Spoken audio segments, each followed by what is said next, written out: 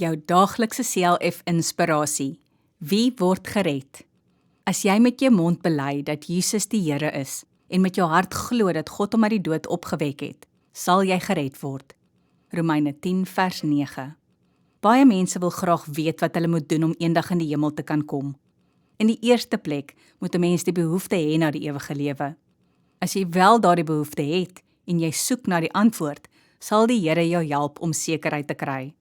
Wanneer ons antwoorde in die Bybel soek, is daar baie plekke waar ons dit sal kry. Vandag lees ons in ons teksvers 'n eenvoudige antwoord. Bely en glo dat Jesus God en koning is. Jesus het gesterf aan die kruis, sodat alle mense gered kan word. Elke mens moet egter een of ander tyd in sy lewe die geleentheid kry om op God se liefde te antwoord en om sy of haar hart vir die Here te gee. Dit is die Heilige Gees wat in ons hart werk, dat ons positief op sy liefde kan antwoord. Kom ons bid saam. Dankie Here dat ek kan glo dat Jesus vir my sonde gesterf het. Amen.